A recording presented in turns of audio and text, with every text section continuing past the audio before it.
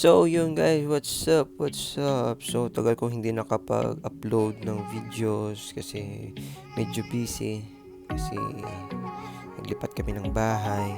So ayun, ano pa rin, nagre-rent pa rin kami. So ito ngayon, naghahanap kami ng mga furniture. So may pupuntahan kami, isang dining table.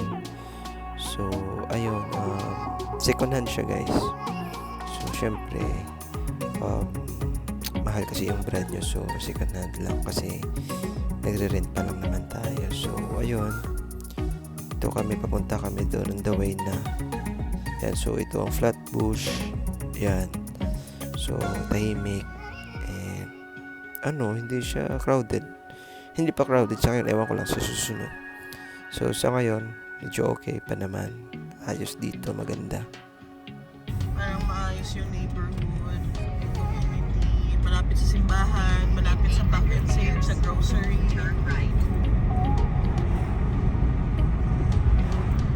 Ito maganda. Kasi yan, kung sa ibang streets yan, sa ibang places, ang traffic na neto, ganito oras. Oo. Diba? Pagkalabas mo niyan dun sa main highway, traffic na yan. Dito din yan yun. As in, ano lang kasi, community lang bahay. Parang bayan lang. Malaking Ang bayan. disadvantage lang din naman kasi dito, In 200 meters, malayo sa motorway. So kung you're like you're working sa city, sa CBD, it'll take time na pumunta sa motorway. Pero like yung work mo kunyari, andito lang sa paligid sa Manukaw, Papatoy, Patahugo, Middlemore, kaya hindi ka malilate.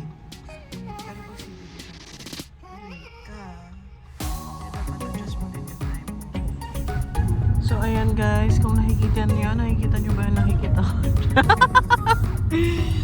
may Hindi ko na may sabihin nabili na kaming dining table in a very, very, very, very cheap price. Kasi ano siya, binenta siya ng isang Kiwi na old lady. Gusto niya bumili ng mas maliit na lang na table because I think it's only her alone sa house. So yeah, and her dog. Sobrang bait. Sobrang cheap talaga. Kasi feeling ko kung bibilhin mo yon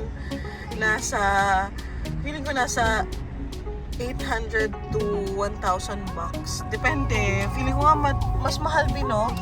Kasi ano brand new? Italian table daw. Binigay ng anak niya. Kaso hindi niya na kailangan ng malaking table, sabi niya. So, magda-downgrade siya sa maliit na table.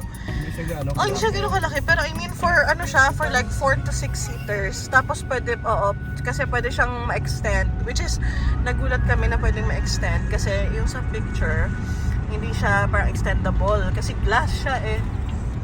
Tapos nung dinemo niya kanina, na-extend pala both sides, parang nagiging round table siya, which is good. Pero yung chairs is for 4 chairs lang. Wala naman, okay lang naman. Dalawa lang kami ni Junjun if ever kung may bisita. Different chairs na lang ipagamit. So yun, sobrang good deal. Nabili namin siya in 140 bucks. 140 bucks. Magkano yun? Nasa 5,000 pesos. At Italian glass. Sobrang kapal, grabe. So yun. Anyway, ipakita na lang namin sa inyo guys pag lumipat na kami ng bahay. Dadalhin namin kayo sa journey namin in renting a house in New Zealand. Right? Yeah. In renting a house in New Zealand.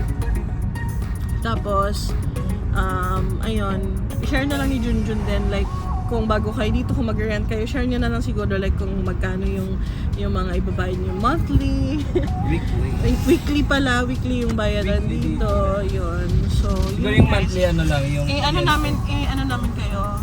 Dahil namin kayo sa journey namin. In renting a house in New Zealand. Yun. So yun, Magkano yung first buy namin ginagamit is dining table. Ayun o. Yan guys, so yung ano pa lang, apat na chair. Well, hindi niyo pa Ay, ba? ilang Apat. chair pa doon? Apat. Wala na. Tapos may binigay pa siyang free na placemat. Kaya nga Ang bait. Ang bago pa kasi isa lang yung ginagamit niya. Oo, sabi niya, isa na naman kailangan ko. Bumili ako ng isang pack na malaki, madami. So ibigay ko na sa inyo yung And lahat. Isa she na lang loves itira ko. orange. Tapos ang nakakatawa pa, yung itinira niya pa sa sarili niya, yung gamit